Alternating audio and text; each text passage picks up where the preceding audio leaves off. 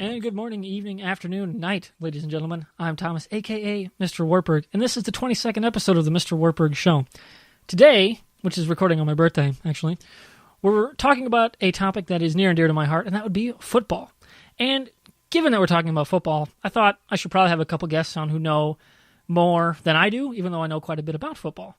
So, without further ado, Mr. Patrick Lopez and Rod English of the Casualties podcast. What's up, guys? What's going on? What's happening? Before we go any further, I'd like to say happy birthday to both Mr. Wartburg and Mr. Rod English.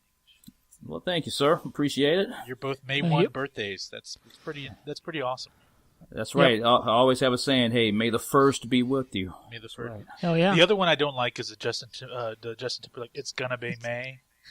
Oh, meme. well, yeah. I like that he's embraced the meme, though.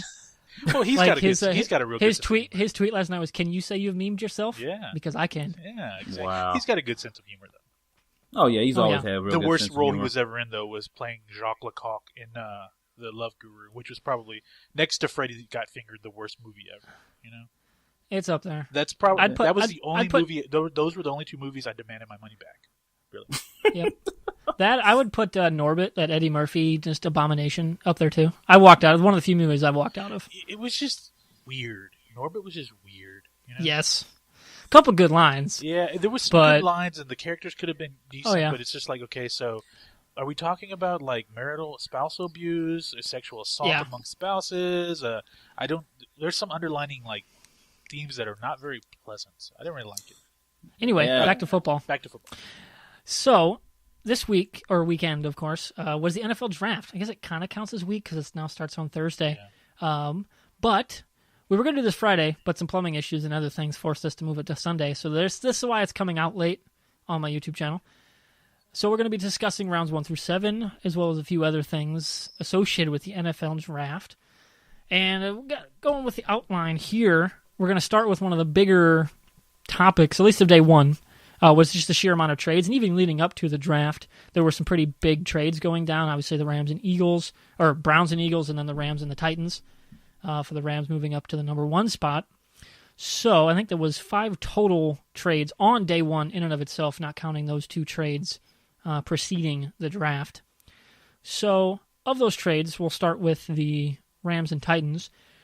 Do you guys think that the Rams made the most of their number 1 pick in Goff? I'll let Rod start with this one. With Goff, it seemed like everybody predicted Goff to go to the Rams. I mean, he's a California kid, even though he's from NoCal, but he's going to Southern California. So I think this was more than just an X's and O's pick, but I also think that this was a business pick because we got to remember that this is a franchise that's moving from St. Louis back to L.A. and trying to revitalize pro football back in that city. And so why not go with the California kid? I mean, to me, it makes business sense. It's going to put people in the seats. And so from that aspect, the Rams hit a home run on that. From an X's and O's aspect, I think that he's probably more day one ready than Carson Wentz, due to the simple fact that he played in the Pac-12, a little bit better competition than playing FCS football. And so when you look at it from that aspect, I think Goff is going to be more ready to play at this level. But of course, just like any other number 1 draft pick, I mean the jury's still out. But when you look at it just from simple tape and X's and O's, they did make off pretty good with this particular pick. I'm going to say this. I'll agree with Rod on one thing. The Goff was the day 1 pick. Wentz overall, long term, could be the better starter, have the longer, better career. Here's the problem, though. He's going to play for the Eagles. I mean, Doug Peterson came over from the Chiefs, offensive coordinator. Of all the coaches in the league to hire to be your head coach, why do you want to pick the one coach that coached an offense that didn't throw the ball, a touchdown pass to a receiver for a whole freaking year? That kind of bothered me. So when you look at the draft, they both were teams that needed quarterbacks. This was a marketing move for Goff, yes. They want to sell jerseys, yes. The defense is there. It's not great, but it's above average. Okay, offense is their problem. So you look at their first three, their first three picks. Of course they didn't have a second or third, but all three picks in the fourth round, first through fourth round, they were all offensive players. So they did kind of like what we're going to talk about Houston maybe a little later, but they did the same thing. They said, this is what we need to focus on. We're going to do it. The only problem with that is that if golf doesn't pan out from day one, they've hamstrung themselves for the next 2 years. And that could be a big problem, especially in LA, because we all know that as much as LA loves to go to their sporting events, they're also bandwagon fans out there. Except for when it comes to the Lakers. That's a major exception, but everything else outside of that, if the team's not winning, they really don't care. They can't even make it to the Lakers outdrew this year the Clippers. Come on, So for me, when I look at this pick, it makes perfect sense, but at the same time, if I were the Rams, I would have gone with Wentz. But they want the guy to start from day one, and Wentz isn't ready, unfortunately. Yeah, but like I was saying though, I think really this to me was more of a marketing pick because once again, Goff was a California kid, and so it's just by coincidence, well, not even coincidence, but anyways, with the Rams moving to LA, they got to put butts in the seats, and they do that day one with Goff and not with Wentz. So yeah, it's just like them going all the way up from where they were up to number one. It was a splash move. I mean, they needed to make some splash moves and make them quick because of the transition, and just based on the history, just like you said, Pat, based on the history of that town being fickle towards football, they need to do something. They need to do something quick. So I think that this pick was more about business than X's and O's. Okay, no, I'm not gonna argue on that one. But for me, if I were them, the right business choice, like not money aside, marketing aside, the better choice would have been Carson Wentz. Yeah, he has the overall tools what you want for a long-term quarterback. Yep, I agree with you there, Fusion. Or I guess did I even mention that's your Fusion? Mr. Like Fusion. I did in the intros. Well, He's Mr. Fusion. People that are like watching who don't know his name. Yeah, I'm Mr. Fusion. By the way, yeah, in case you're getting but anyway. Yeah. But look, look, you have Kenny Britt, Tavon Austin, Brian Quick, Bradley Marquez. Those are your receivers, and right. Running backs gonna be Todd Gurley, and I have faith in Todd Gurley. I think he's gonna be a decent running back, but I think the receiving core is very shaky to me. So you draft a quarterback, and outside of that, you're kind of just, oh man, And that was my question with the Rams pick. Obviously, they didn't have the second and third, so how much impact can this have right now, especially for a coach? You look at Jeff Fisher. Like if they aren't successful, is he gone? In the year. So this pick doesn't do him any favors because he's now got a quarterback that's not going to play and didn't also offer immediate help for the offense that is holding the team back in their division. I think they're going to give Jeff Fisher 3 years. I think so. Well, let me correct myself. 2, and they're going to be 2, and then they'll reevaluate at the end of the second year because they can't. Let's say they come out of the chute and Golf struggles and they finish the season 6-10, which Jeff Fisher has a history of being 7-9, 8-8, 9-7. Oh yeah. Right. But if they finish 6-10. They're not going to let him go because if they let him go the first year that they're in LA, it's going to set a really bad precedence for them out there. It's going to look like the upper management has no idea what they're doing, and especially if it's a combination of Golf doesn't work out and they finish off 6-10, 7-9. The worst case scenario for Jeff Fisher is to finish 8-8, which is it's status quo for Jeff Fisher, but they need to be 9-7. That's a team that needs to be 9-7. They have to find a way. Yeah, agreed. So the other trade, the other big one, was Cleveland actually doing something positive for their franchise and getting an absolute shit ton of picks out of the whole deal. And I think they also had another one on draft day, didn't they? Did they move back? They moved back, I think, to the fifth round. Picked up a couple more, either and between this one and in 2017. So. My big thing is did the Eagles get the most bang for their buck given that they already have Sam Bradford there and I believe he's on the hook for $34 million on his contract, something like that years. if I read right. Yep, 2 years. And I would like to get your guys' opinions on that trade because I was really the Eagles took that. Eagles. Interesting. I'll jump on this one first. The Eagles are in a mode of desperation. The whole Chip Kelly thing just blew up in their face. A lot came out about that, so they had to make some real big moves, and they needed a quarterback, of course. But the problem with that is they invested so much money into Sam Bradford that they want to go put him on the trade block. And this is the other thing, is that there's so much coming out about Philly that makes it look like they're like the 49ers from 2 years ago, where they think the management is better than, they're smarter than everyone else. And it's going to come back to bite him in the butt, because Carson Wentz, great pick, yes. Is he going to be a great quarterback? Possibly, but like I said, he's going to Philly. That's the problem. When you bring in a new head coach with the first, they always want to have their quarterback. They always want to have a fresh quarterback or their quarterback. But then they go and demand, almost 2 twos for Sam Bradford.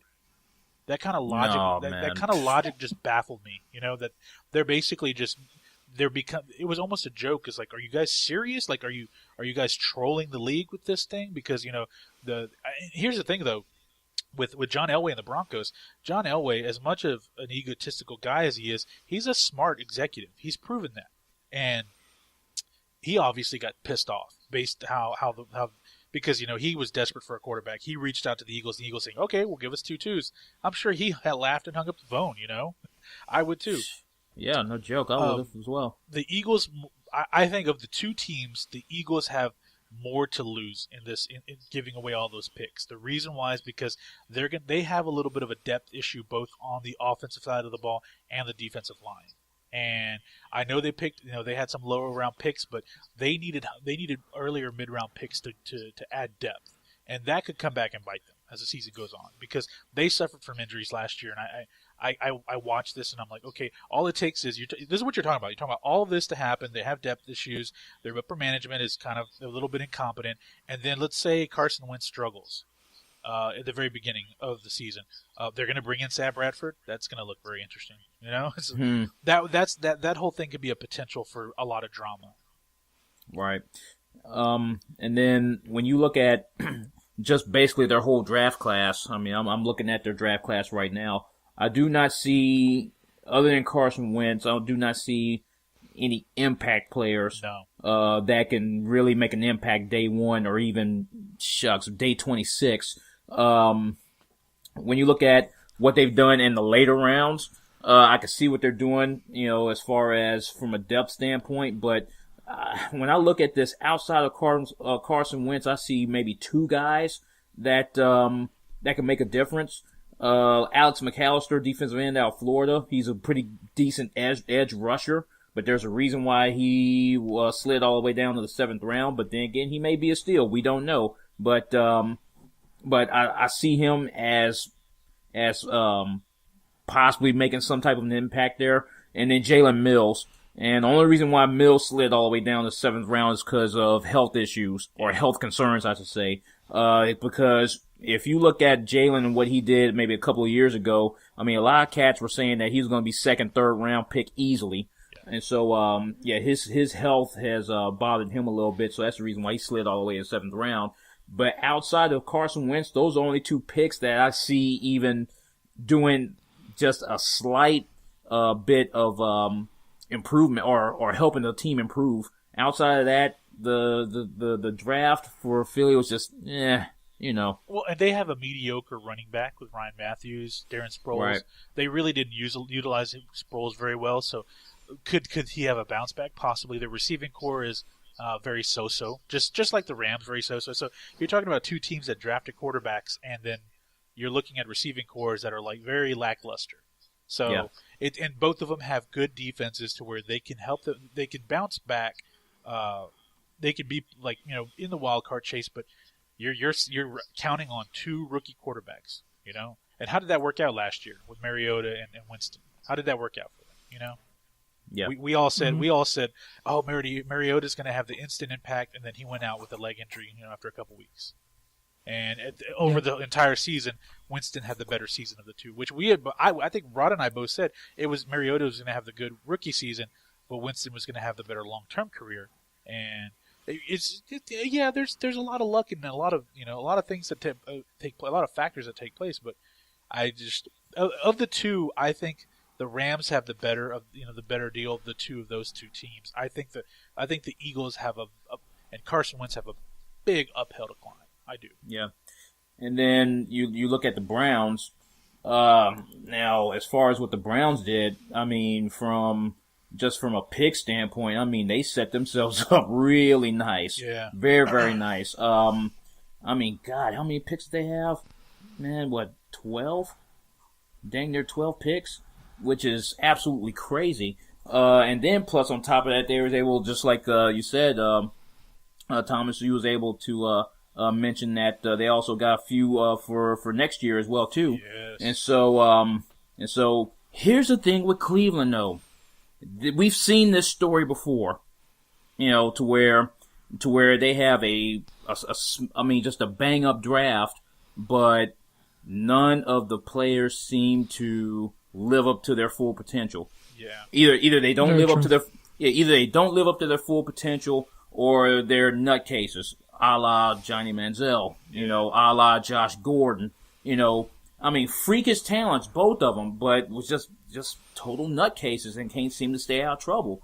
And so we've seen this, dog and pony show before. And so, and here's the thing with me. I want Cleveland to succeed, man, because it's been a long time since we have talked about Cleveland being relevant in pro sports. I mean, not pro sports, but pro football, I should say. And so, them being the armpit of the NFL, man, I'm starting to get sick and tired of that, But I appreciate Sashi Brown's hustle this year. Yeah. I appreciate it because they turned just a handful of picks into 14 picks this year, and an additional 1 and 3 next year. Yeah. They're setting themselves up for, even if they go 50-50 on a lot of their stuff, to get some really good bang for their buck out of their deals here. And here's the thing. Okay, they had 3 third-rounders, 4 fourth-rounders, and 4 fifth-rounders. And you usually find your depth in those rounds, okay? Yeah. Now, with all those picks, what's that, 10, 12 picks? Let's say out of that, like Thomas said, let's say half of them pan out as not superstars, but NFL players, steady players. You have 6 guys. Hey, I would love to take that, wouldn't you, Ron? Oh, without a doubt. I mean, and that doesn't mean Corey Coleman has to, pan out as a superstar. You don't have to rely on Cody Kessler from the 3rd round to be your starter because, the Browns see themselves as a 2 or 3 year project at this point, Oh, yeah. So if Kessler comes in and RG3, they don't work out, they're probably going to be a high pick next year as well. But at that moment, they still have a lot of rookie depth that's coming in their 2nd year. So their feeling is year 2, going into year 2, they will be a lot better. That's how I think they would, or year 3, however you want to say it. But going into the next NFL season with another high draft pick, if there's a quarterback out there, which I think what's the kids? Who are some of the quarterbacks? There's a few. I know that my boy CJ Beathard is rated number 2 on a lot of people's draft boards because the guy just looks like a pro quarterback and has a fucking cannon. Yep. So. And that Michigan State throw to Tavon Smith. Holy shit, was that awesome. And I'm trying to think, but the quarterback out of UCLA. Yeah, there's a guy ahead of him that... Josh Rosen. But he's a freshman, though. He's a sophomore next year, right? Where is this? True. Okay, true sophomore. Okay, so he's a true sophomore, so he still has 2 years. But there's a couple of guys that they can look at, and you don't know what's going to happen until the season plays out, Going into this year, Jared Goff was the only quarterback we really thought was going to be at the top. We had no idea Carson Wentz was going to shoot up like that, Mm-hmm. No. So... Especially after the injury. Yeah, so, Kessler and RG3. Chad Kelly from Ole Miss, that's who. Chad Kelly. That's yeah. yes. So they'll look and they'll say, okay, they're going to give Kessler they're going to give him some reps. Watch. RG3, see what he has. If he could bounce back. Hey, if he could bounce back, that's great for them. That's really great for them. And Corey Coleman, their defense they're just a few pieces away from their defense to be pretty good.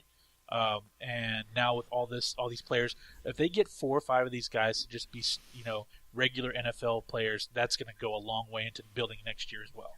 And so we make jokes, but at the same time, the problem with Cleveland is they looked good on paper. Once again, they're in the past 10 years, there have been like 3 different draft classes where we said, "Oh, Cleveland drafted good, here they go," and we all laughed at the end of the year, Yep. Mm-hmm.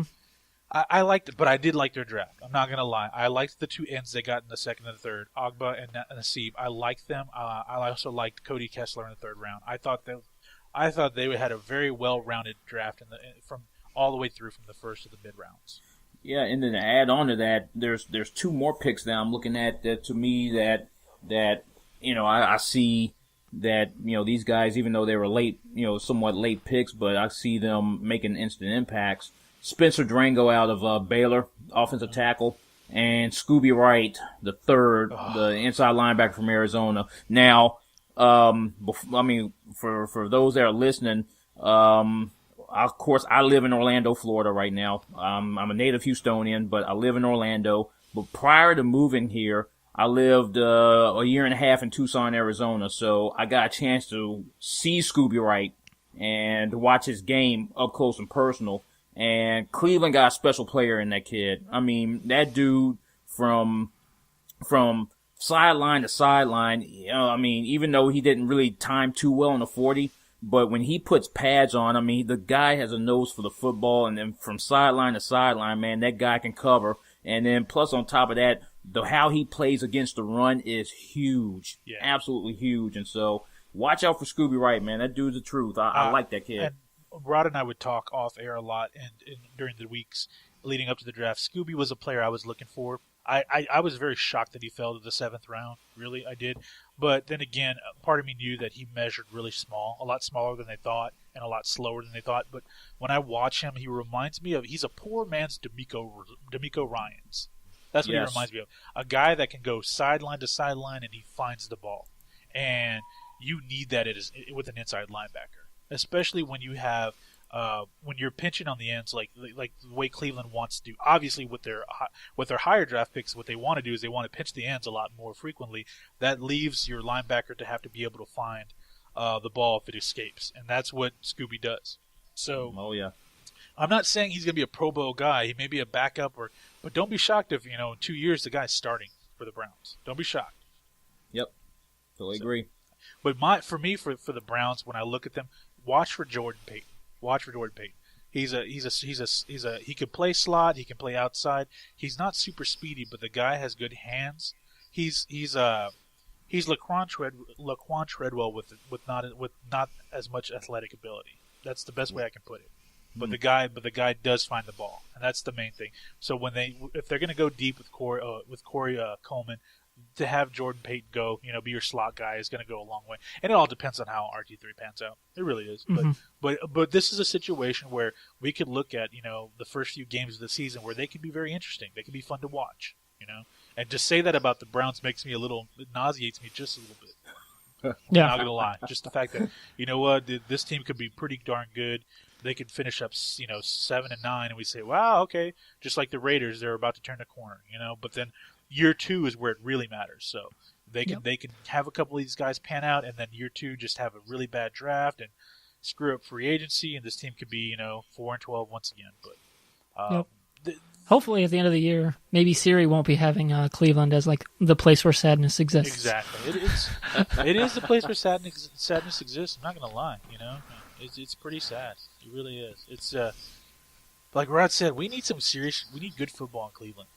Yes. We need the Browns to be good. I mean, old school football fans know that the glory days of football, the Browns were good. Yep. So.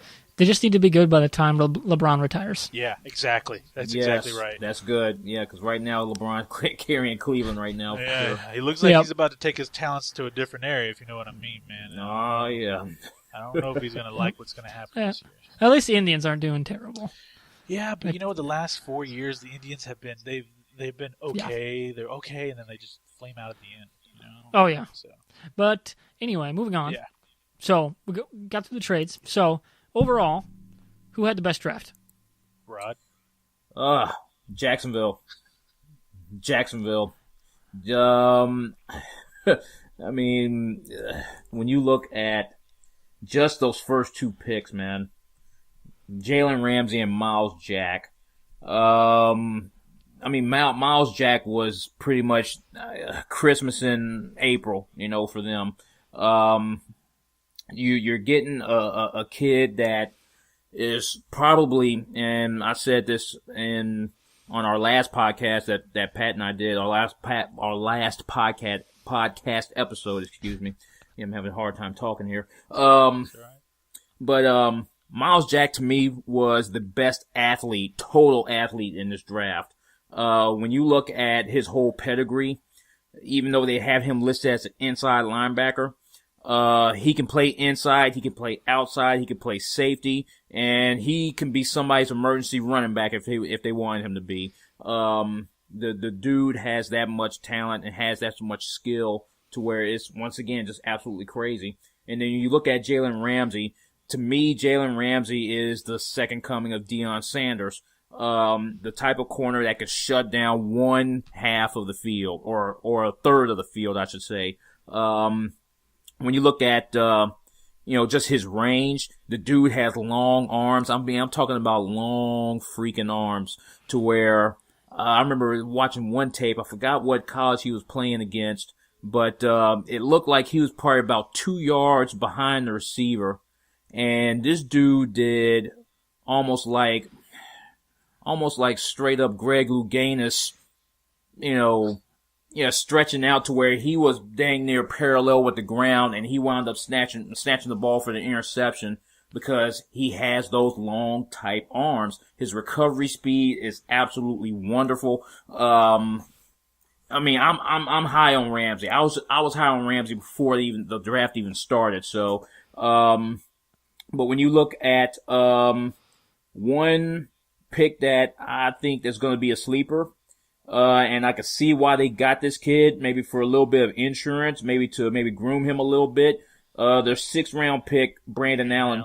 Yeah, Brandon Allen, quarterback out of Arkansas. I'm a big Brandon Allen guy. When you look at his stats, I don't have his stats in front of me right now, but when you look at his stats, he's probably one of the most proficient quarterbacks. I'm talking about more proficient than Goff and Wentz. And then the fact that he played in the SEC, now let alone the SEC West, and he was very proficient. That says a whole lot. So for me, it was Jacksonville. Well, he was in a pro-style system. Don't forget that. That's a big thing because that's a huge thing. When you have these guys like Jared Goff and Carson Wentz, these guys, the reason why they shoot up the charts is because they're pro-style guys. Brandon Allen, I've actually heard from a few people to watch for him. So he's a guy that may not start there because they have Bortles, but if he could go somewhere in a couple years and he could start for another team after he picks up the NFL. So yeah, I'm not gonna. I say you could call me crazy and you can call me a homer, but I think the Texans had the best draft. Nice. Reason why is because they had let's be honest, the AFC South is going to be for real next year. It's going to be a division that would be very interesting because the Texans improved. The Colts are the Colts. They're above average team even with their struggling talent and their injuries. But then you have the Jaguars who spent a lot of money, and then the Titans are looking to rebuild. And the Titans haven't had they had a decent free agency and they had a decent draft. But for me, the Texans had the best draft. Reason why is they brought in Brock Osweiler. They brought in a couple of linemen. They brought in Lamar Miller. The focus was the offense. That was the horrible part of the team last year. The defense was very good, and the offense was so bad they could not score points. And they let Arian Foster go. And thankfully they let Ryan Mallett and Brian Hoyer go. After Brian Hoyer crapped the bed, in the playoff game, there was no way he was going to come back. No way. So they spent the money. They needed more talent. They needed skill players. And what they did was they drafted Will Fuller. And, I watched Will Fuller, but I actually loved his skills the more I watched him. And people are saying he doesn't have hands. I think people are just being a little too overly critical of him. He has good hands. The thing with him is that he has that above 20 yards in average catch reception ratio. You need that when you have a possession guy. So if they would have went with Laquan Treadwell, the possession receiver, that wouldn't have been a good pick for him. I mean, they would have had 2 possession receivers, no way to stretch the field deep, and it would have created problems. Over when they got to the playoffs. Nick Martin, their 2nd round pick, he's going to be a starting guard. He's going to be their starting center day one. He's their starting center. Braxton Miller in the 3rd round was a steal for them. Love the pick. A great pick. Guy moved over from quarterback. So, and a lot of these, remember, what's his name? I think it was Brandon Smith, the guy from Iowa. Is that? Yeah, Brad Smith. Brad Smith. Yes. Brad Smith, quarterback, moved over. He actually was a kick returner for the Jets too. So, Braxton Miller is kind of in that same mold. And a guy that can run slot receiver. He will. And here's the thing with Braxton Miller, he is still learning the position. He only moved over a year ago, so he's gonna give Will Fuller a run for his money, which is great because that'll make Will Fuller work more too. But look for him to be a slot guy and look for him to return kicks. Tyler Ervin was in the 4th round, their running back. He's a speedy guy. So when you look at all of this, the Texans needed to work on offense, and they said, look, we're going to improve, and we're going to make our offense fast. And they have a lot of speed now. You can't say that about the Texans. You couldn't say that for years. They would have one player that was fast, but now you have a player at every skill position that can run. And that's going to be very interesting, especially if the defense can stay, to stay at the level they've played last year. This will take a lot of pressure off that defense too. So I think they have the best draft. When I look at it, the Jags are if the Texans are 1, the Jags are 2. I did like what the Jags did. They've been both teams were very aggressive in the offseason, and then in the draft they found their needs and they addressed them right away. So. All right, so on the flip side, who had the worst? Oh, man. Cowboys. That was going to be my pick, too. I'm going with the Cowboys. That was instead their 2nd round pick just made me go, what? Well, and I tweeted this because Rod and we would live tweet during the draft. The Ezekiel Elliott pick was kind of weird because they need a running back, but they need defensive help, particularly in the secondary.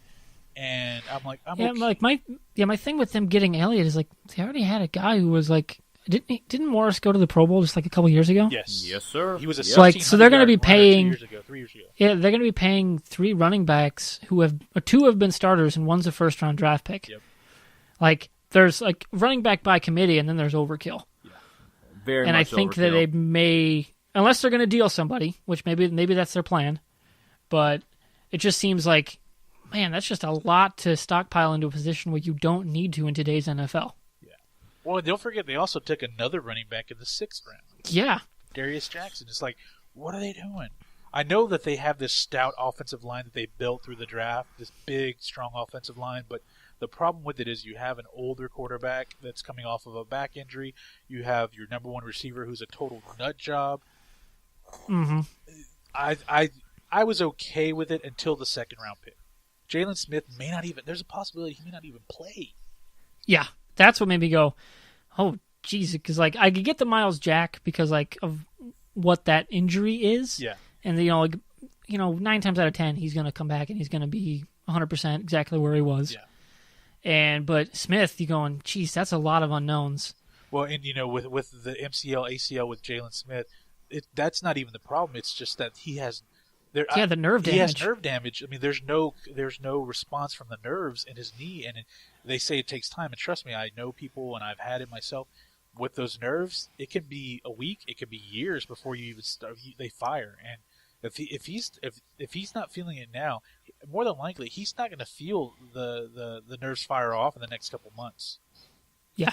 But the crazy thing about this whole thing was I don't necessarily have a problem with a team taking somebody like a Jalen Smith. No, I don't either. But the fact that you did it in the 2nd round, do you know how much? It's the 3rd pick in the 2nd round.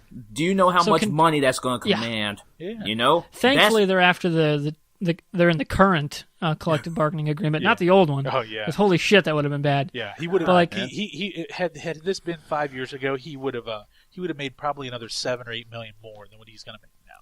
Right. Yep. But here's the thing. I don't have a problem with somebody picking Jalen Smith in the 2nd as a project. I have a problem with it because the Cowboys needed help now. And after that pick happened, after the Elliott pick happened, I told Rod, I don't really have a problem with the Cowboys taking Elliott, but they have to nail that 2nd round pick. They have to absolutely nail it. So when that came up, I texted Rod. I was like, "What the hell is this about?" We both because they're a team that's like 1 or 2 like key position players from turning a 4-12 into a playoff run. Yeah, man, that does nothing for them. Man, my thing is that let's not get it twisted. Ezekiel Elliott is the truth. I mean, he's a beast. Boss. He's a beast. Yeah, he's an absolute beast. But Jalen Ramsey was there, and they need help in that secondary big time. Yep. Because right now you do not have much of a pass rush, okay? Your best pass rusher, you're not even re-signing them. Yeah, that's right. You know? I mean, because they're not re-signing Greg Hardy, so what's the best help for a lacking pass rush? Good secondary help. Yep. You know? Coverage sacks. I mean, you do what you gotta do to get sacks, and so Ramsey was there, and I was talking with a few folks on Facebook, and some folks was blasting me because I'm sitting here screaming. Now, let's also get the one thing straight. I'm not a Cowboys fan.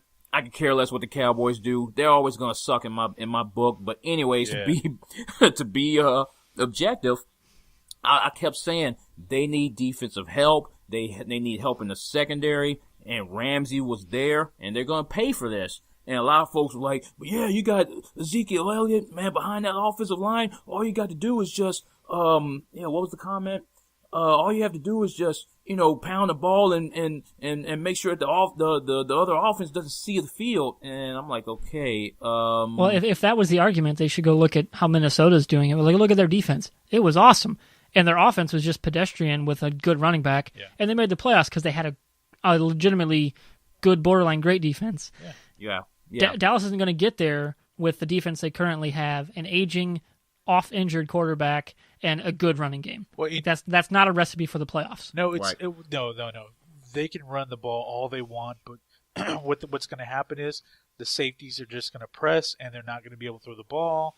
Not only that, but on the other side, opposing teams can just throw deep at this point because they don't have a real pass rush, and now they don't have a real secondary. Yep. And here's the thing is that they could have taken had this gone a little different, people wouldn't be mocking this and say they had a horrible draft. Had they taken Elliott in the first round and had they taken Noah Spence in the second round, people would have been like, okay, well, they needed an outside in pass rusher. Okay. Not bad. We can deal with that. They still need secondary help. We get it. But when you add those two together, you're just like, what the hell they're thinking? What the hell are they thinking? Because they're gonna be laughed at so much if Jalen Smith doesn't play ever, if he never plays football. Yeah. If he doesn't take a snap, people are gonna be mocking this pick for a long time. Yeah, because it's gonna be the second round pick. Obviously, it's not as important as the first, but it is gonna set you back if it's just a complete blank. Like you get absolutely nothing out of it. Yeah. That's a tremendous amount of risk, even in where it's not as worth what it used to be. It's still a huge risk, and the upside, where it's just you have no idea where it is. Well, and here's the other problem with this whole thing: Tony Romo is still on the books for a few more years. Yeah. Yep. So I mean, at least 2 more years, and you're talking about his cap numbers are in the 20s, $20 million a year for the next 2-3 years. So I don't think it'll stay there. No, I don't think so either. I think they'll restructure, which will be. It's almost kind of a dumb move for them to restructure it, but I mean, it's just it's almost like Drew Brees with the Saints the last 2 years before this year. Everyone was like, he's taken way too much space on the cap, and they can't build. And it came to a point where they had to rework that deal finally.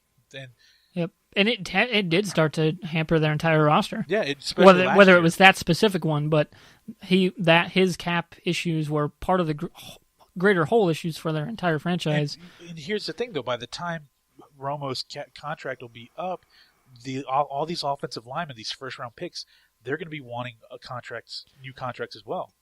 Yeah, and it'll be a mess. It's a combination of you have to be able to draft well, find free agents well, and the problem is that both the free agents haven't been great for them, and their drafting has been horrible. Since aside from the offensive line, their drafting has not been very good.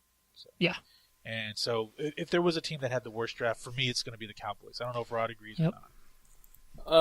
I knew that was going to be the obvious choice, so I was going to say, you know what? Let me scroll through here and see who's had just as bad, if not worse. And the one team that comes across to me as having a subpar, otherwise trash draft, the Panthers. I mean, you look at what they picked now. Mind you, they only had 5 picks. They only have 5 picks. So knowing that you only have 5 picks, man, I mean, now I understand you gotta make the most of it, but some of these picks were absolute stretches. Like their second round pick, James Bradbury, safety out of Samford. That was a need because they're gonna put him at corner. You got to replace Josh Norman, man. You got to replace him. I mean, I understand that, but this draft was pretty deep at corner, man. Yeah. I mean, so why would you even play with wanting to take a safety and try to convert him? I can understand converting a corner to a safety, but a safety to a corner, that doesn't make any sense to me. Yeah. Especially when you need the help right away. Exactly. Because that's a project.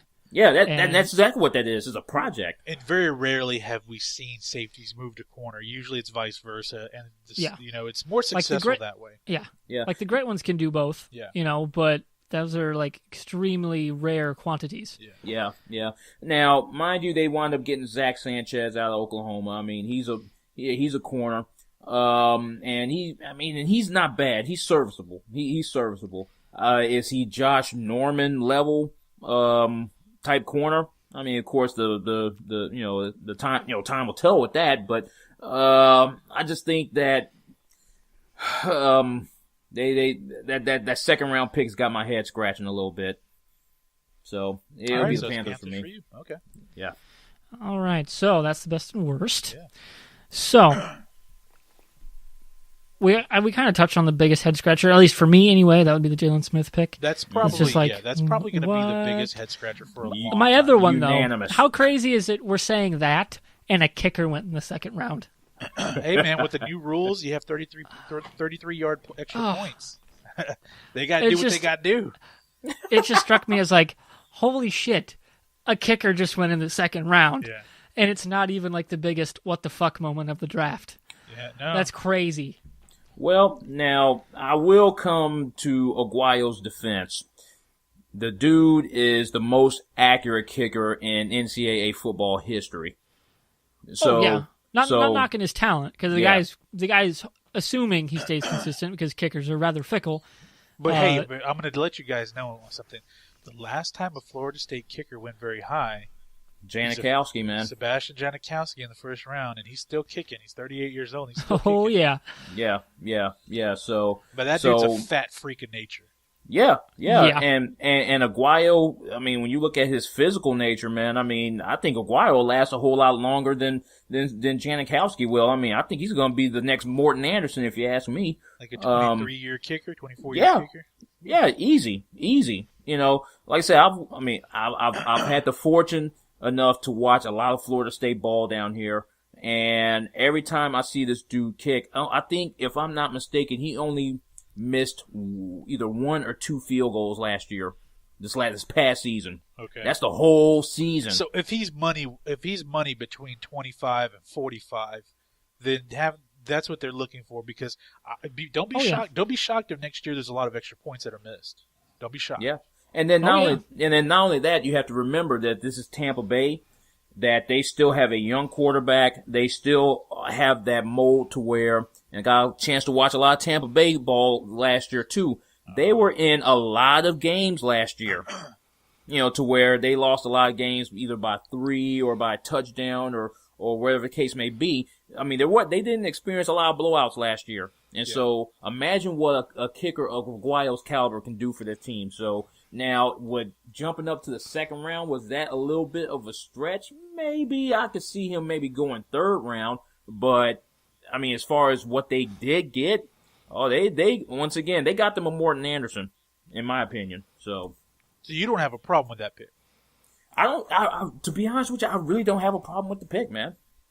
I really don't have a problem with the pick because, once again, Janikowski, you know, went to the Raiders first round, and the dude's still playing in the league right now. So, you know, I mean, it's not like you got kickers like that come every single year. They come every 5, 6, 7 years or so. I think the last kicker that we saw of that caliber was Mike Nugent out of Ohio State? 2005 at Ohio State, Yeah, so that was 10 years ago. And then prior to that, it was Janikowski, which was 7 or 8 years prior to that. So yeah, once you see a kicker like that come on the scene, you better go ahead and snatch him up. The thing is that for the team, it didn't set the team back a whole lot because they have enough pieces in place. They just have to let them develop now. They have a running back. Hopefully, he comes back healthy. They have a number one receiver. They have a quarterback. Their offensive line could use some work, but it's not god awful. But Vernon Hargraves, their cornerback they picked in the first round, and Noah Spence, who I like, in the second round, that actually that makes their defense very interesting to me. That's a team. Yeah. That's a team I want to watch next year to see what goes on. But yeah, when you see the kicker, what, second round, they traded up for him. What? Yeah. This guy is crazy. But watch. He's going to kick a game Which made winner, me go, and everybody's did they gonna hear? shut up. Yeah, that like the fact that they traded up was like, man, was somebody else going to take him? Obviously, they knew something we didn't know. That's all I got to say. That's just weird. Yeah. I think that's The whole he's going to be a great kicker, I believe, but it was just the whole situation. Well, just since he's at Florida State, I'm sure there are people connected amongst both Florida State and the Buccaneers that passed word to the Bucs that another team was very interested in him very high. I can see that. That's the only way I could see as a possibility as the Bucs to say we got to get him now because there may be and Rod knows this. No matter if it's Orlando, Tampa Bay, Jacksonville, Tallahassee, all those areas, those football schools, there's a lot of connection in there. There's a lot of networking, right, Rod? Oh, big time. So big time. I'm sure they had their eye on him for a while and they reached out to him, but I'm sure there was some massaging of contacts to say, hey, if you hear anything, let us know because we want to get him, but we can't get him in the first because we need a defensive guy, blah, blah, blah. And, they probably started hearing some rumblings in the top of the third round that some teams are going to take him. So they said, okay, let's go. So in the grand scheme of it, like I said, he's probably going to be one of the few kickers to not miss an extra point. And then he's probably going to kick a game winner this year of like 56 yards and everybody's going to shut the hell up. Yep. Yeah. But I know I can't say Blair Walsh doesn't miss extra points. Yeah, exactly. Oh, man. Fucker. Yeah, sorry to hear about that. Sorry about that, dude. Still, though, he does own the single season 50-yard plus. Yes, he does. He was like 10 for 10 as a rookie. It was just nuts. Oh, but that kick, man, just... God damn it. I'm Sorry now we had to pissed bring it again. up. It was literally 1998 all fucking over again, and I even kicked a chair again. Oh, God. I was not happy. When I watched it, Still I was like, not. what? Woosah. 20 years from now, there'll be Woosah. another Woosah. sitcom where a character like Marshall just gets pissed about it. Oh, yeah. How I Met Your Mother, yes. God, that his character spoke to me so many ways, and that was one of the more profound ones. All right, so speaking of such emotional things, let's talk about our individual teams. Obviously, Fusion has talked a little bit more about Houston, but where do you fit, or comparing to recent years, things like that, with the Houston draft? I'm going to let Rod handle this one first. Go for it, Rod. I'm going to say that Rick Smith finally got it right. I do think that this was a heavily influenced draft by Bill O'Brien as well, too. Just like Pat said earlier, they needed speed in the worst way. Even when their offense was a little prolific. I guess you won't call it prolific. Quote-unquote prolific, yeah. Yeah, with Matt Schaub and Arian Foster. I mean, Arian Foster wasn't a burner. I mean, he ate up a lot of yards, but he wasn't a burner. But they did not have anybody on, especially at the receiver position, that you could just say would take a top off of defense. Yeah. But they addressed that in 2 picks this year. I mean, you got Will Fuller, who ran a sub 4.440. I think he ran a 4.39, and that's just absolute blaze. And then you got Braxton Miller. Let's not forget the highlight film that he put up early in the year last year against Virginia Tech, to where somebody hit the circle button. Man, I mean, this dude. That was fantastic. That was a Madden NFL move. The guy's a premier athlete. Yes, yes, and so I just see him just wrecking shop. Might as well just slap the athlete tag on him instead of like wide receiver. Exactly, man. I mean, they could do so much with this kid, man. I mean, if they want to run zone read with this guy, if they want to do wildcat with him, reverses, stuff out of slot. I think he's going to return kicks. I think so. Oh, too.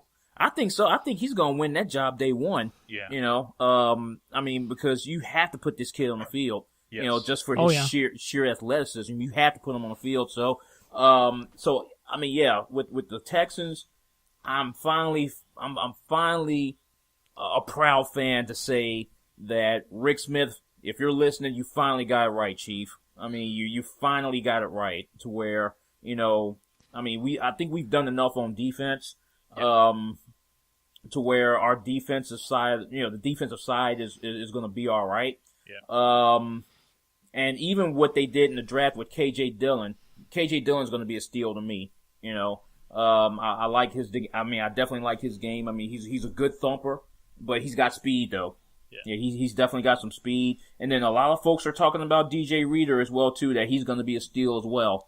And so, yeah, I like what the Texans did, man. I mean, once again, they drafted for need, and then just like Pat said earlier, Nick Martin. We were talking about this off air earlier today. The way that you measure a center is that can he get off the ball? Number one. Well, of course, number one, can he snap accurately? Yeah. Number two. Yeah, you'd like to think that's a given, but it's not. Yeah. But number two, can he fire off the ball quick? And number three, can he get up to the second level quickly? And he can do all three. And what he means by the second level, of course, if someone's not catching, is you have your line of scrimmage where you have your defensive line and your offensive line. The next level up is moving like backwards for the defense, the linebacker area. That's your second level, and that's very important for offensive line because if you have whether it's zone blocking or power running, it doesn't matter. But if your interior line cannot get to the second level, you're not going to create holes for your running back. Yep. Nope. And even you're going to get a lot of zeros and negative ones instead of twos and threes. Exactly. And even if it's a one-cut system or a power system, if the center and guards can't reach the next level and hit those pads, then those linebackers will eat them up and those runs will be shortened out. And Nick Martin's a guy that can do that. Yeah. And he's the good thing about him, he has the movement to where if he had to move to guard with that speed, he can pull too. And so a guard has to be able to pull, a center has to be able to hit the second level, very fast. And he can do both for his size, and he's strong. So they've already said, a lot of people have said this guy's a starter from day one. He'll be your center for 10 years. That's what I want to hear. Yep. Oh, yeah. And then you got Tyler Irvin, running back out of San Jose State, speed. Yep. I mean, this was a speed draft for the Texans. Yep. I mean, let's go ahead and take a look at what they already got in the offseason. They got Lamar Miller, speed. Yep. Tyler Irvin, speed. And I think and Pat said, we were talking about this off the air earlier, that Tyler Irvin's the type of guy to where I think that he can push Blue for reps because I think that Blue, even though he's a serviceable running back. I mean, he's not the type of guy to where, the defensive coordinator for the opposing team is going to say, man, look, we got a scheme against this kid. No, he doesn't scare you like that. So he will get you, 3 yards, 4 yards, from time to time. But as far as Blue's vision and him being able to hit holes, it sucks. It absolutely sucks. He's like his vision is like a 60 on Madden. That's what it's like. It's horrible. Yeah. I mean, there could be like okay, let's say okay, there you got ISO play going to the right hand side, to the right side of the line, and so basically an ISO for those that are listening is normally between the guard and the center. That little hole between guard and center is normally where ISO play normally goes. So let's say that the play is flowing that way. But let's just say on the left-hand side of the line, there's a huge hole that's bigger than the parting of the Red Sea. And this guy would not see that hole for nothing.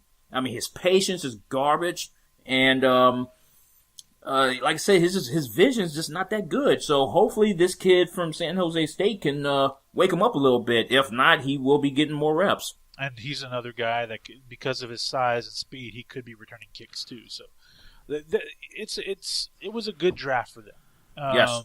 And we talked about this during the draft. In years past, Rick Smith got burned. A couple years ago, they were set to take Teddy Bridgewater at the top of the second round when they had the top picks in the first and second. Not even going to go into the clowning pick. I thought it was the dumbest pick they did that year. And then Right. Suafila was dumb number 2. but when they could have taken Derek Carr. But here's the thing, though, is that they were going to take Teddy Bridgewater instead of Xavier Su'a-Filo, and then they got leapfrogged with that last pick of the first round, and the Vikings took him. And then last year, they were aiming for Melvin Gordon, the running back, and San Diego leapfrogged them. They leapfrogged them last year to take Melvin Gordon.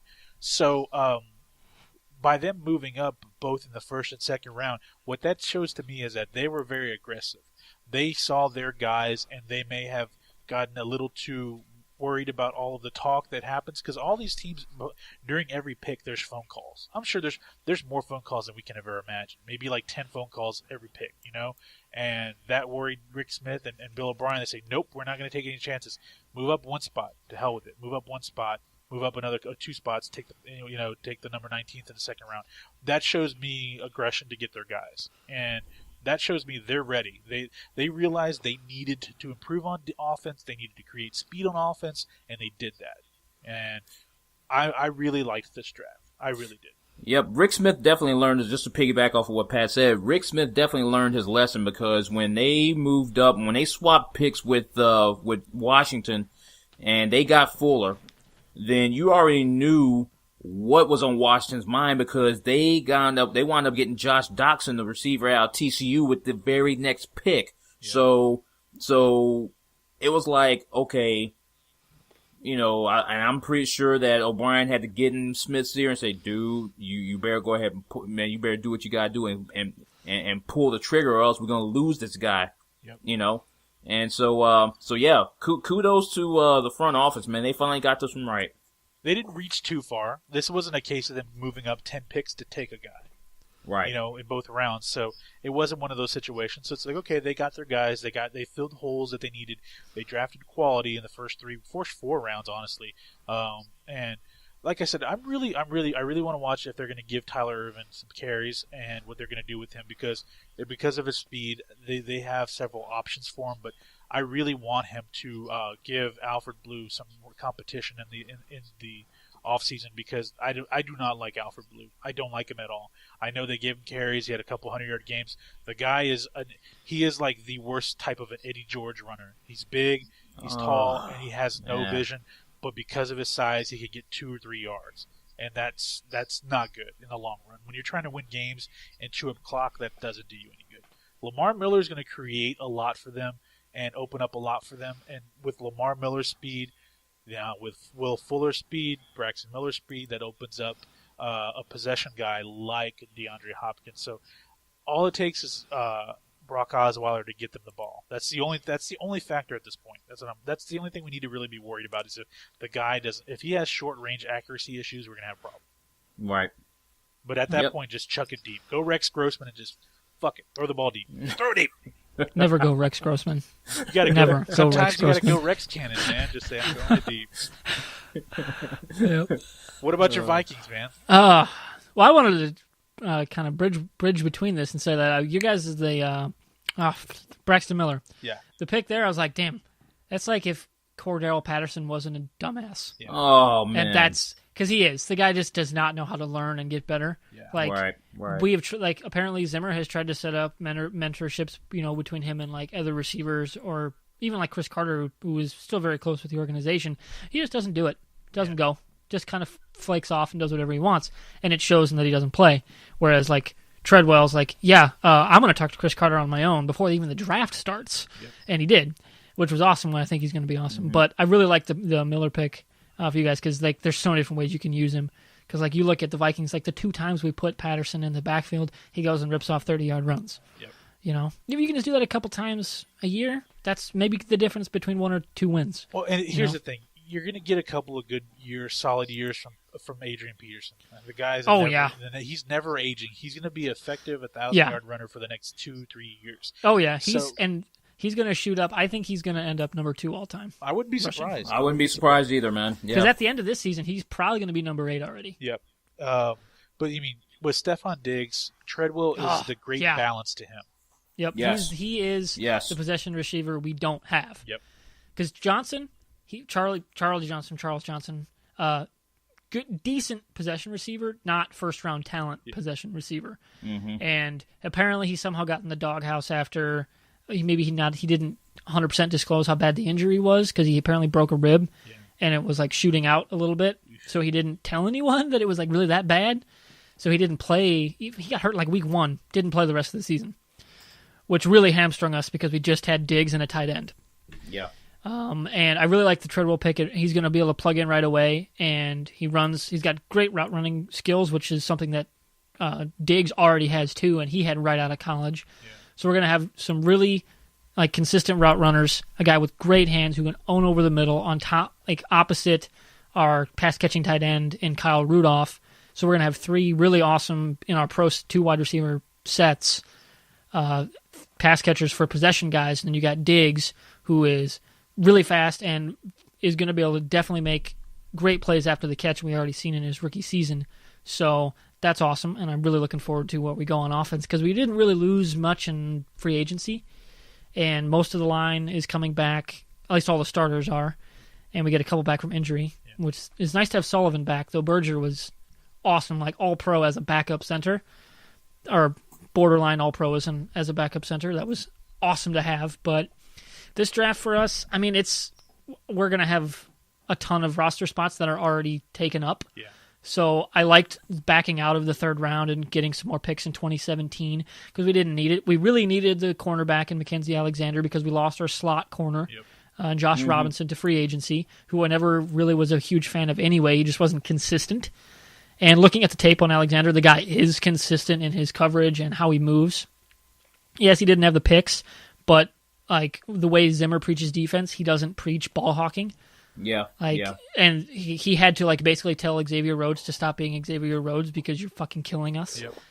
And it worked finally in the back end of the season. I think Rhodes got the message, and that he just wants you to deny. He doesn't want you to go get the picks. And I think Alexander fits that to a T. Oh man, hands down. And Zimmer is one of the best defensive coaches in the game. So what the guy doesn't have in size, Zimmer and his team is going to be able to get him NFL ready to, even at 5'10", 190, probably going to bulk up a little bit. Yeah. But like they're going to have him being able to play up against slot receivers, and especially if Trey Waynes, our rookie, or now coming off his rookie season, corner, can like actually come into his own. We're going to have 3 young, really talented cornerbacks, and along with Harrison Smith at safety, and our defensive backfield is looking fucking awesome. Yeah.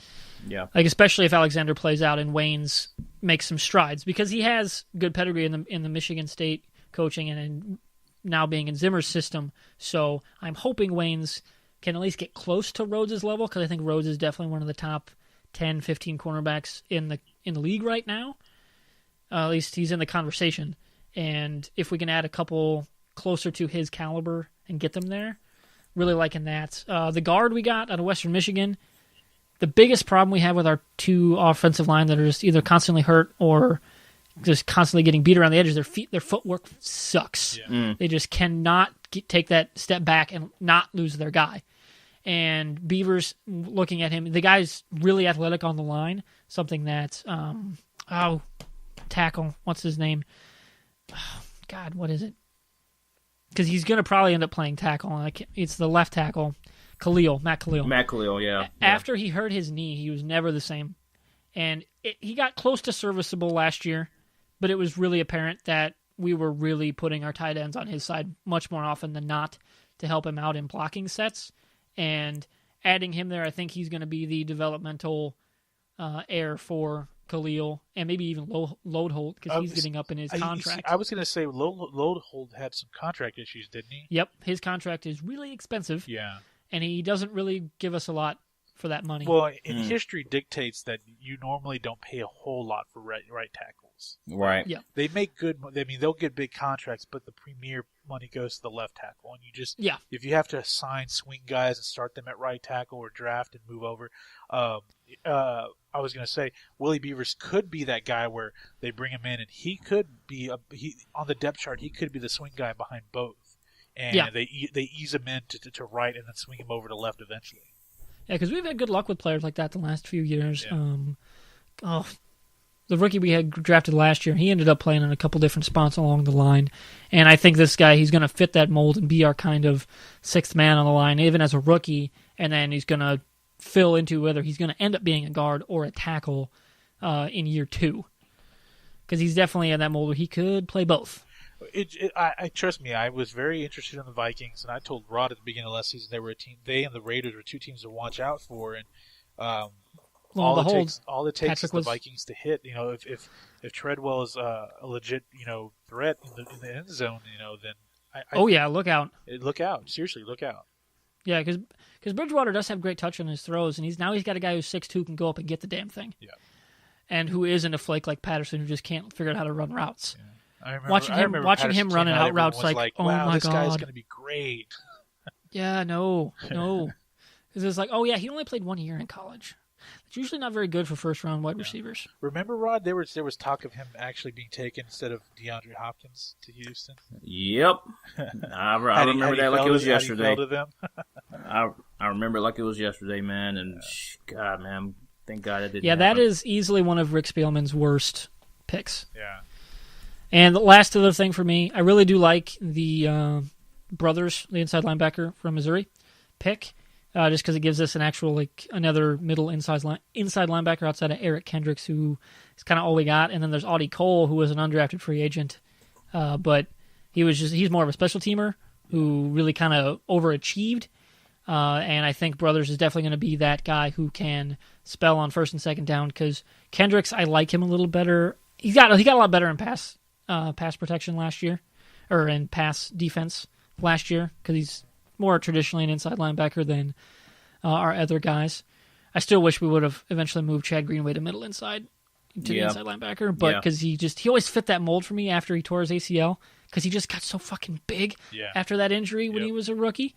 I wish we would have moved him over and got another outside linebacker, because then we, along with Ben Lieber, they would have had one of the best linebacking trios in the whole league, but they never did. Sadly, but I think didn't they re-sign him, Chad Greenway? Oh yeah, Greenway. He's gonna have his farewell tour. He's gonna be 32, I think, this year, and he's gonna go out. He's gonna go out as a Viking in our new stadium, which is awesome. That's cool. And he's been a long time one of my all-time favorite players, because he's an Iowa boy. He was an Iowa boy, and he was just a steady. He was a steady. Oh player. Yeah, he's a steady 110 tackles a year. Yep. Never going to really get many picks, but he had a return for a touchdown last year, which was crazy. Oh, man, it was I'm watching the old man get out the walker. He's go 90 in on yards. 1,000 tackles. I didn't even realize that. Yeah, he's up there. Wow. And it's been fun to watch him play, especially after that ACL injury. He's missed 3 games in his career, which is crazy for an NFL linebacker. Yeah. Now, I know last year he broke a couple ribs and he still played. Now, what do you think of this 6th-round pick, the receiver out of Germany? It's at least they didn't take him earlier, because that's what the problem with Patterson was, because the guy didn't know how to play football. And this was the class. This was all right, Mr. Irrelevant pick right here is what this should have been. But it was round 6. And there were way better players on the board. Wow. And what we needed, I was kind of thinking around 6, 7 is when Drew Ott out of Iowa was going to go. Coming off an ACL injury, but when you watch his film, even in the beginning of the year before he got hurt, and when he was a junior, dude was dominant in the Big Ten. This guy's 6'4", 220, but apparently he ran a 4.3 in the pro day. Oh yeah, he's got awesome measurables. Yeah, but we have been down this road it's before. It's like you guys drafted Dolph Lundgren to play wide receiver. I mean, seriously. Ivan Drago. He's probably got a degree in petroleum engineering or something, Yeah, it's just but we've been down the road of measurables without experience, and it didn't go well for us last time. So I'm glad it just happened in the 6th round, not the 1st round. But yeah, I was kind of hoping we would get another end, because Robinson's getting old. He's 31, and Daniel Hunter is going to be taking over that spot. But he had 6 sacks as a rookie, and he's not even 21 yet. And then Everson Griffin, he's going to have a monster contract in a couple years when his is up, because he's coming off 2 back-to-back double-digit sack years. And I was kind of hoping we would get another developmental end pick for that position, because we're going to lose one way or the other. We're going to lose somebody. And I thought Giroux would go in the 6th to 7th, and he didn't even get drafted, which I thought was whoa. Some people were thinking he'd be a 3rd or 4th before the ACL injury. Yeah. And he didn't get drafted, which is man, is his recovery just not going well? Because I haven't heard anything about his injury really outside of the not getting the medical red shirt. Yeah. And so I was a little bummed by that. And I get the B- grade that bunch of people are giving it, and I'm not a huge fan of the grades, but it'll be interesting. This is definitely a setup for next year draft. Outside of the first 2 picks, who are going to be able to slot in right away. It can't beat the notorious 2003 NFL draft. Okay. No. That's forever. That in the lexicon of WTHs and WTFs in NFL draft history, the Laramie Tunsil stuff this year was epic. But the Viking stuff with it ended eventually being Kevin Williams and missing 2 who was one of the best all-time Vikings, and we still got him after all that fucking fuck-ups. Yeah, it was crazy. It was really crazy what all happened with that. Yeah. That and the.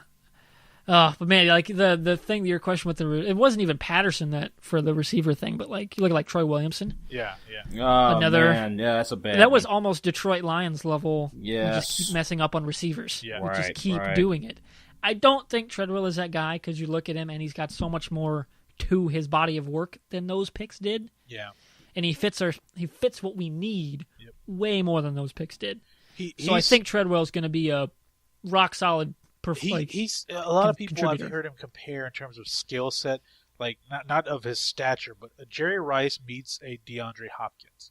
I can see that. The guy gets the ball at the point of attack, but then he also plays the game faster than what he. Yeah, he's already got Rice and Carter both came out and said like, "Hey, watch this guy on day 1. Yeah, it's going to be awesome." Like Chris Carter's another guy, a guy that wasn't very fast, but man, he played a lot. He just had silky smooth hands. He could go grab it out of anything. But he ran his routes a lot faster than you would think. Same thing with Jerry Rice. He was just super quick on the cuts. Yep. Oh yeah. It was very fun watching him play. Yeah, Treadwell is basically Chris Carter reincarnated. I mean, when you look at his game, that's way taller. I mean, they complement each other extremely well. Yep. And that's a comparison that I'm sure Viking fans really want to hear. You know, I do. I enjoy it because it's gonna be nice having him across from Diggs when they're both on the field. Yep. It's gonna be. I think it's gonna be a fun year. I think 11-5 might be the basement for us. I think. Nice. Because seriously, what we're bringing back and what we added in the draft this year, the offense is only going to get better. Yeah. And the defense, I think, the pieces we lost were all either replaced or we got better talent. So. Yeah, I think we should definitely be competing for the North and, for one of the top, 2 seeds in the NFC, I think, going forward. Nice. Especially if Bridgewater really does take that next step, which now that he has the talent around him to do it, everyone's going to be like, yeah, the Vikings, look out. Yeah. Mm-hmm. Right. Nice. All right, so last thing for me, and I don't know if you guys have talked about this in yours, but that was just something I didn't put in the outline just because I wanted to get a really quick answer. Obviously, every now and then, you do get an undrafted free agent that just kind of sets the league on fire in either, a great starting capacity or just a really solid contributor. So, who is the best or most likely to contribute in a big way undrafted free agent? Rod? His name escapes me, but it's the safety out of Duke. The safety out of Duke. What's that kid's name? His last name is, I want to say Thomas?